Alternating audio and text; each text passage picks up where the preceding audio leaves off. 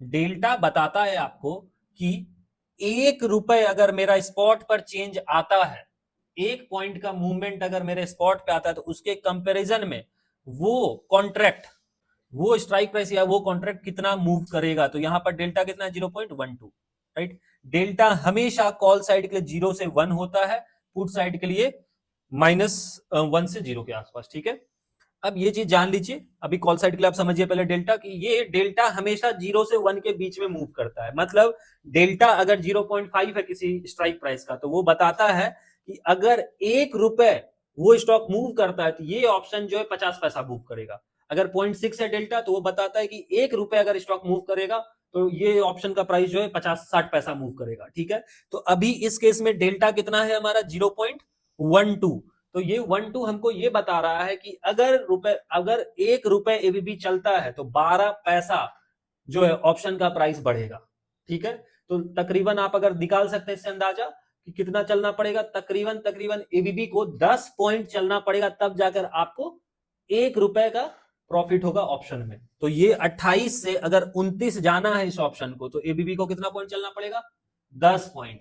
अब एक चीज पर और फैक्टर पर डिपेंड करता है डेल्टा, कि ओटीएम ऑप्शंस का डेल्टा कम होता है। जैसे जैसे वो ऑप्शन स्ट्राइक प्राइस धीरे धीरे in the money, at the money बढ़ता जाए और इन दी मनी होता जाए, तो वो टुवर्ड्स दी 1 होते जाता है। अभी इसका डेल्टा जो है वो 0.1 है, ठीक है। लेकिन जैसे जैसे अगर एबीबी ऊपर जाने लगता है, तो ये डेल्टा भी धीरे धीरे बढ़ने लगेगा। डेल्टा हो सकता है 0.25 हो जाए, फिर क्या होगा? 1 रुपए एबीबी हिलेगा तो ऑप्शन 25 पैसा हिलेगा।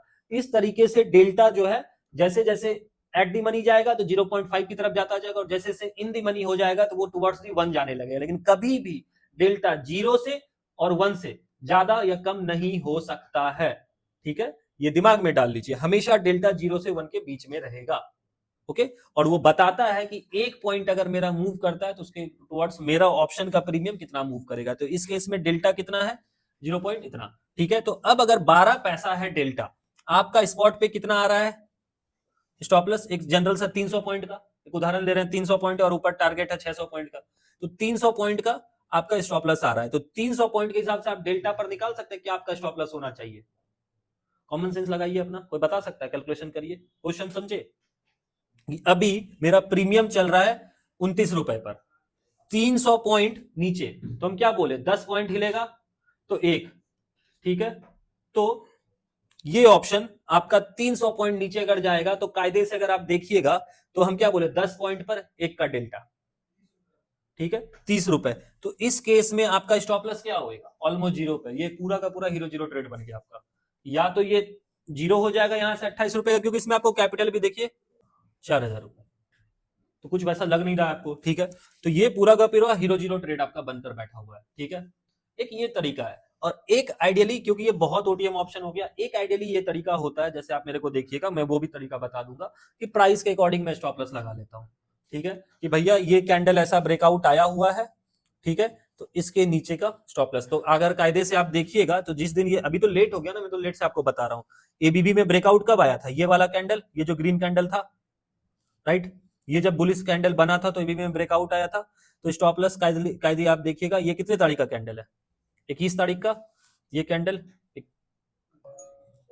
ये कैंडल आपका 21 का, और ये कैंडल 22 का, तो ठीक है। ये इसके नीचे आपका कहीं स्टॉप लॉस रहता है 45 रुपए 40 रुपए के आसपास, आपने स्टॉप लॉस लगाकर मार, थोड़ा क्वेश्चन आपको देना होगा।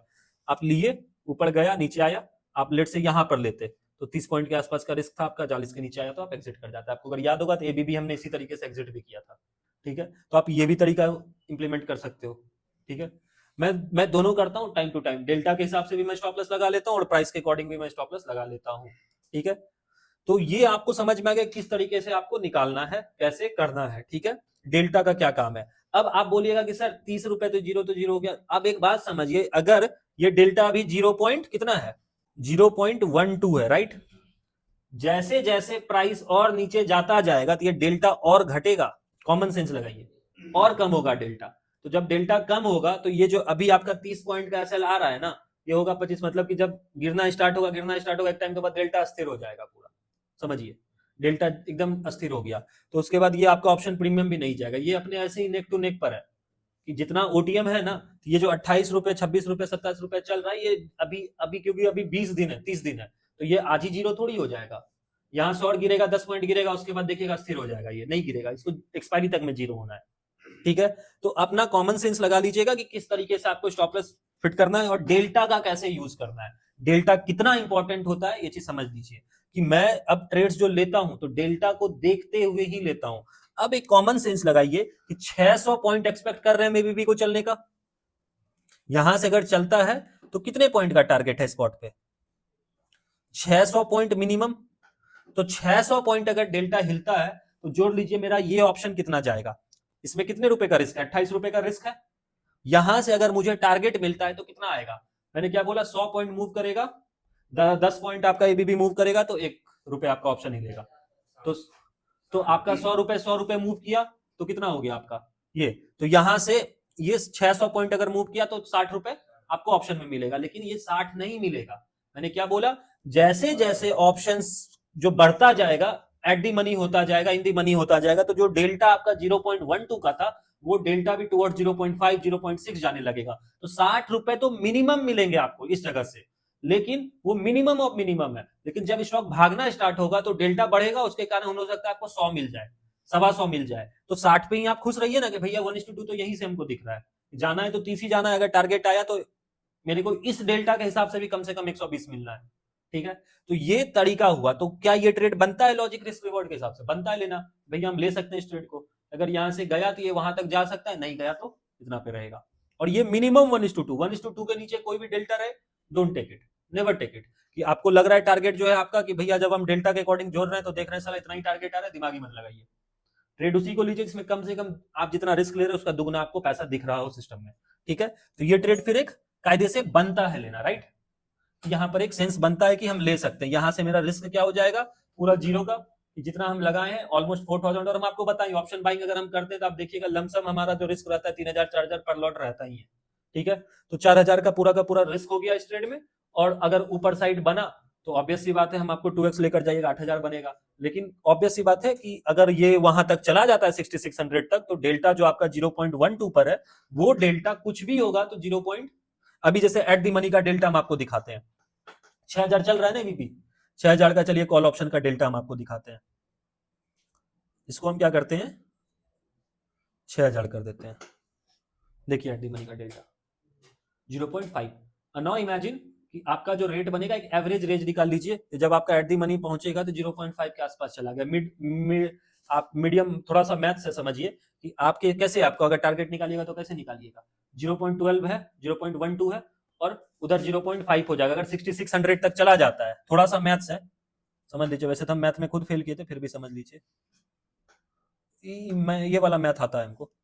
0.12 अभी है डेल्टा, ठीक है, और ये जा सकता है कहां पर, 0.5 पर। तो हम क्या करेंगे, इन दोनों का अगर एवरेज निकाल ले तो ये बता सकते हैं कि अगर 6700 तक गया एबीबी तो इस रेंज से मेरा डेल्टा जाएगा, क्योंकि आप 0.5 के हिसाब से कैलकुलेट कर दीजिएगा, 0.5 गुना 600 पॉइंट कर देते हैं, 300 पॉइंट मेरा ऑप्शन भागेगा, नहीं 300 पॉइंट नहीं भागेगा, समझिए, एवरेज निकालें 0.12 पर तो अभी ही है। रेट ऑफ चेंज जो आपको ऑप्शन में मिलेगा वो रेट ऑफ चेंज जैसे धीरे धीरे बढ़ता जाएगा तो डेल्टा भी 0.12 से 0.15 होगा।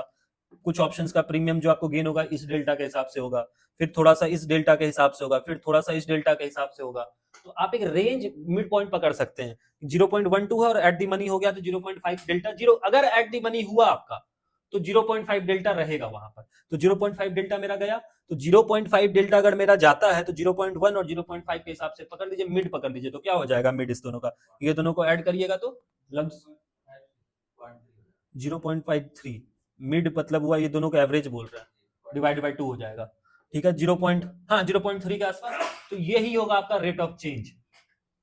तो अगर आप मेरे से पूछेगा लमसम, मैं आपको आइडिया बता सकता हूं कि अगर एबीबी यहां से 6700 तक गया तो आपका ये प्रीमियम जो है ये 30 पैसा के हिसाब से चेंज होएगा। ठीक है, तो 600 गुना 30 कर लीजिए, 30 पैसा कर लीजिए, तो 180 पॉइंट यहां से, तो तकरीबन ये जो है आपका यहां से पकड़ लीजिएगा तो 180 तक जा सकता है अगर ये 6700 तक गया तो। ठीक है, now you can calculate the risk reward. तो कितना बना मेरा, देख लीजिए, 30 पॉइंट के हिसाब से आप 1:6 का ट्रेड बन गया। This is how we calculate the things. ठीक है, this is how we trade the things, और इतना लॉजिक रहता है ऑप्शन बाइंग में अगर आप करते हो तो, ठीक है।